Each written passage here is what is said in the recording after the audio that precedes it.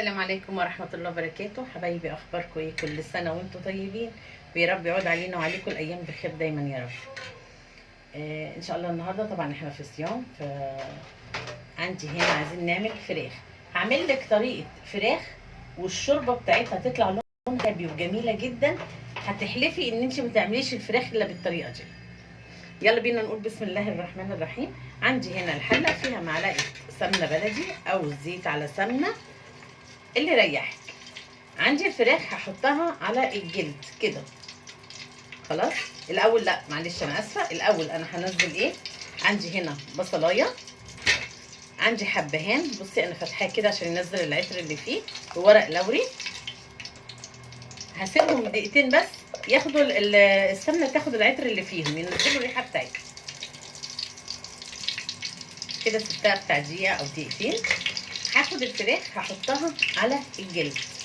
بسم الله الرحمن الرحيم. دي اعتبر ان انا ايه بشوحها الاول او بحمرها بسيط.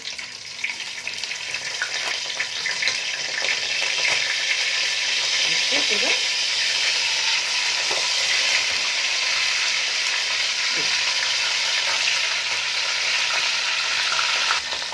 كده انا حمرتها زي ما انتم شايفين لونها عامل ازاي.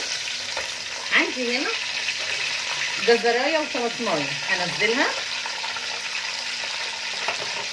هديها تقليبه يعني لمده دقيقتين كمان، وابدا احط الحاجات بتاعت الفرخه كده. هنزل كمان بحبه فلفل اسمر،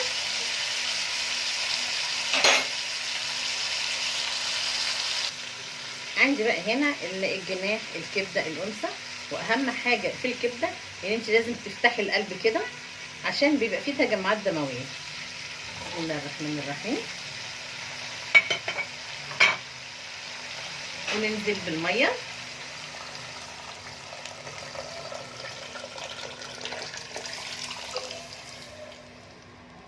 والملح بتاعنا. خلاص بعد كده هنعمل معاهم حبه رز. يلا بينا نعمل حبه رز بالشعريه. بسم الله الرحمن الرحيم. هنا معايا زيت على سمنه.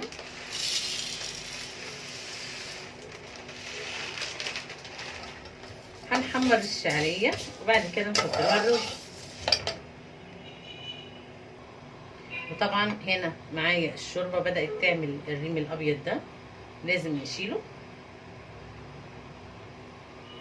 اكيد طبعا طالع معاه جزء من السمنه والزيت بتوع التحمير، حتى عشان ما تبقاش الشوربه بتاعتنا دسمه زياده عن اللزوم.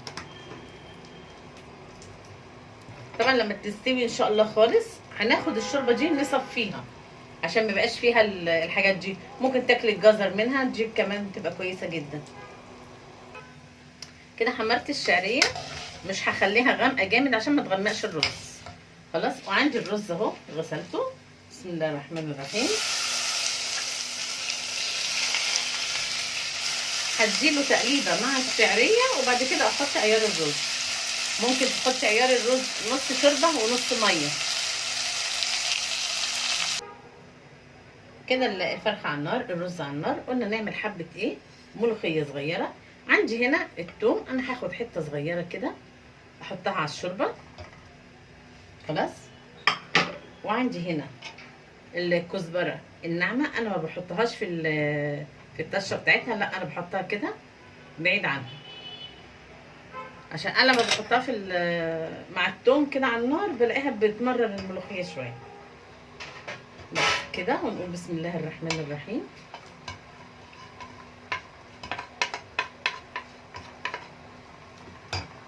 نقلبها ونعمل لها ايه الطشه بتاعتها. واجي معانا هنا ايه الثوم بتاع الملوخيه كده. خلاص. نقول بسم الله الرحمن الرحيم. لا حلاوه النبي فيكي واللي يدوق ما يسليكي. بسم الله الرحمن الرحيم.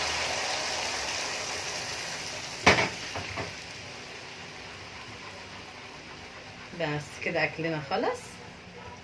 هنحطه في الاطباق واوريه لكم.